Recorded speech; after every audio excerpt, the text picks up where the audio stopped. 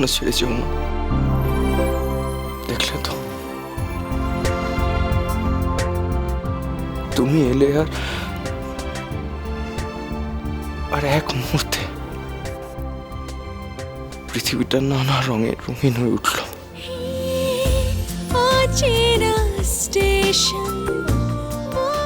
কিন্তু তোমার শরীরটা এখন খুব দুর্বল আয়ুষ। ডাক্তাররা বারবার তোমাকে উঠতে বারণ করছিলেন।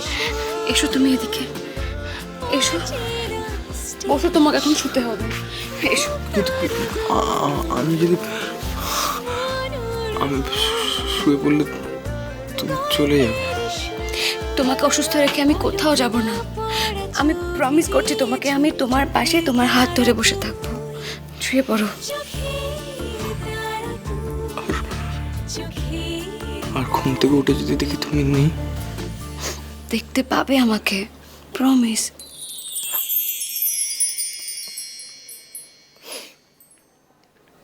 তার মানে আমি সুস্থ হয়ে উঠলেই তুমি আবার চলে যাবে, তাই তো? তোমার সঙ্গে আমার জন্ম জন্মান্তরের বন্ধন আয়ুষ। তুমি আমার স্বামী, আমি তোমার সিঁদুর পরাবো। তোমাকে ছেড়ে আমি কোথায় যাব বলো তো?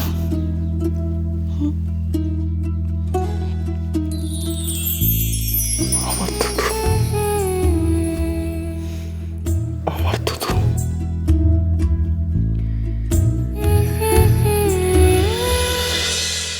পাপ হবে লক্ষ্মী, খুব পাপ হবে আমাদের যদি এই ছেলে মেয়ে দুটোকে সংসার করতে দেওয়া না হয়। ওদেরকে মিলিয়ে দাও ঠাকুর, ওদেরকে মিলিয়ে দাও। তুমি চাইলে তো সব হয় ঠাকুর, ওদেরকে মিলিয়ে দাও। অসময় ওদেরকে আলাদা করে দিও না। দোয়াই তোমার,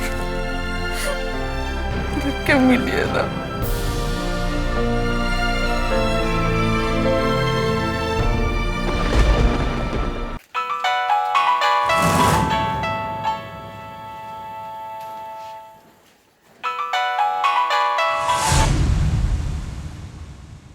হ্যালো, হ্যাঁ মধু, বলো আন্টি। তুমি কি কিছু জানো? কি ব্যাপারে? ওই আয়ুষের ব্যাপারে বলছিলাম। আয়ুষের ব্যাপারে? কেন, কি হয়েছে আয়ুষের? অবশ্য এখন তো আমার ফোনই ধরে না। ও বোধহয় এখনো ফেরেনি না গো। কি যে বলি তোমাকে, এদিকে তো একটা সাংঘাতিক কাণ্ড ঘটে গেছে। সাংঘাতিক কাণ্ড? কি হয়েছে আন্টি, প্লিজ বলো। আয়ুষ তো ফিরে এসেছিল। এসেছিল মানে? মানে আয়ুষকে এসে আবার ফিরে গেছে নাকি? এসে দেখেছিল যে তুতুল এখানে নেই। আসলে ওকে তো জোর করে দাদা ওর বাড়িতে পাঠিয়ে দিয়েছিল না। হ্যাঁ, এই ব্যাপার। আমি তো কিছুই জানি না এসবের। আসলে আমায় কেউ কিছুই জানায়নি। আসলে আসলে আমরা ভেবেছিলাম যে একেবারে পুরো ব্যাপারটা কংক্রিট করে, তার মানে দাদা প্ল্যান করেছিলেন যে সব সব ঝামেলা টামেলাগুলো একেবারে সলভ করে তারপর আয়ুষকে তোমার কাছে আবার ফিরিয়ে দেবেন। কিন্তু কিন্তু আর বলো না, আয়ুষ তো বাড়িতে এসে তুতুলকে না দেখে একেবারে চিৎকার চেঁচামেচি করে তারপর সুইসাইড অ্যাটেম্প করেছে। হোয়াট? আস্তে মধু, আস্তে। দেখো, ব্যাপারটা আমাদের চ্যাটার্জি ফ্যামিলির একটা প্রেস্টিজিয়াস ইস্যু। এটা আমাদের প্রেস মিডিয়া সবকিছু থেকে ভীষণ গোপন রাখতে হচ্ছে। ও এখন কেমন আছে আন্টি? কতদিন ওকে দেখি না। মধু মধু মধু কান্নাকাটি করো না বোকা মেয়ের মতো। আচ্ছা, কান্নাকাটি করে কোনো সলিউশন হয়? দেখো, লিসেন, আমি তো তোমাকে সেই জন্যই ফোনটা করছি। শোনো, সত্যি মানে সে যা অবস্থা হয়েছিল, ফিরে আসার কোনো আশা ছিল না। ডক্টর তো কোনো রকম ভরসার কথা বলছিলেনই না। বাট থ্যাংক গড এখন আয়ুষ আগের থেকে একটু বেটার আছে। এই তো আমরা সবাই আরেকটু পরেই হসপিটালে যাব। ও এখন কোথায় আছে আন্টি?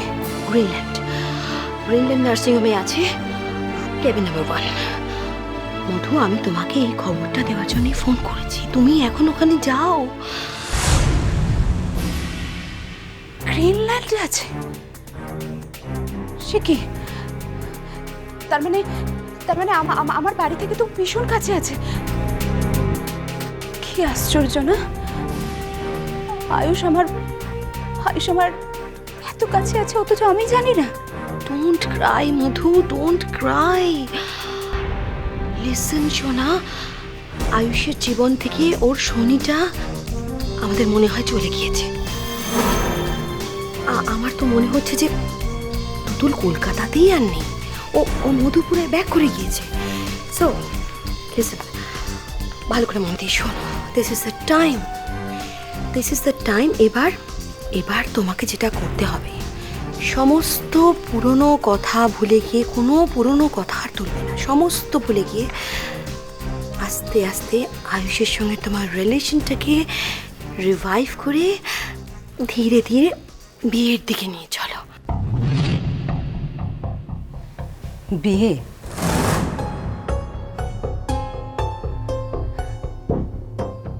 ওই স্বপ্ন আমি আর দেখি না আন্টি। মধু দেখো, এই মুহূর্তে বিয়েটা হওয়া যে কঠিন সেটা আমারও মনে হচ্ছে। কারণ দেখো, জানি না কিভাবে যে আয়ুষের মাথায় কথাটা ঢুকলো যে তুমি নাকি তুতুলকে সেদিন খুন করার চেষ্টা করেছিলে। ও তো আমাদেরকে সেই কথাই বলেছে, ওই কথাও বলেছে যে ওর কাছে প্রুফ আছে।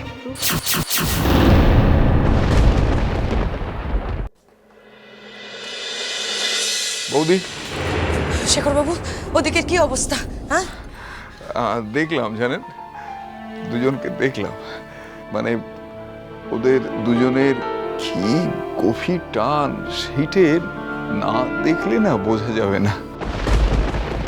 আমরা বাইরে ছিলাম দিদি, সব কথা শুনতে পাইনি। তবে ওদের ছেড়ে কিছুতেই চলে আসতে পারছিলাম না।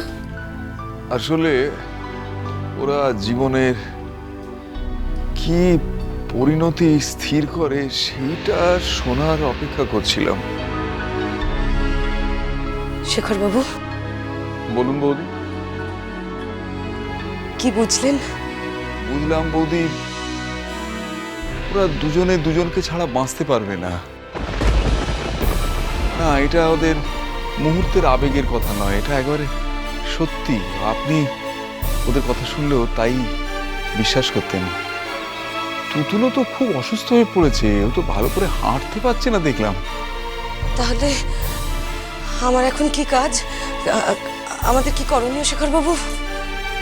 আমার মনে হয় নতুন করে আমাদের আর কিছু ভাবার নেই। কি বলতে চাইছো তুমি? আমি এটাই বলতে চাইছি যে আমাদের আর ফেরার পথ নেই। জানি শেখর বাবু, একবার যে বিপদের মুখে পড়েছি সেটা দ্বিতীয়বার ইনভাইট করার আর কোনো জায়গা নেই। এখন কি করা যায়? কি করে কি হবে জানি না, শুধু এইটুকু জানি বৌদি যে ওদের একসঙ্গে থাকাটা অনিবার্য হয়ে পড়েছে। আর এই অনিবার্য কাজটা আপনাকেই দাঁড়িয়ে থেকে সম্পন্ন করতে হবে। তার মানে তুমি কি ওদের দুজনের বিয়ের কথা বলছো? এছাড়া অন্য কোনো রাস্তা কি আর খোলা আছে রাজলক্ষ্মীদি? নেই। ডোডোর সঙ্গে তুতুলের বিয়েটা আমাদের দিতেই হবে। কিন্তু ওই কিন্তুটা নিয়ে আমিও তো ভাবছি রাজলক্ষ্মীদি। শুধু যে তুতুলের বাবার কথা ভাবছি তা তো নয়, ওর বাড়ির কথাটাও ভাবছি। বাড়ির কথা, ওর বাবার কথা। আপনি যা কিছু ভাবুন না কেন বৌদি, আপনাকে ওদের বিয়েটা মাথায় রেখেই ভাবতে হবে। তুতুলের 18 বছর বয়স, আইনের কোনো ঝামেলায় আমরা পড়ব না। এদিকে আমার টোটো তো সাবালক ছেলে, ওর পছন্দ মতো বিয়ে করতেই পারে। কিন্তু এরপরেও একটা বড় কিন্তু থেকে যাচ্ছে। মধুশ্রী,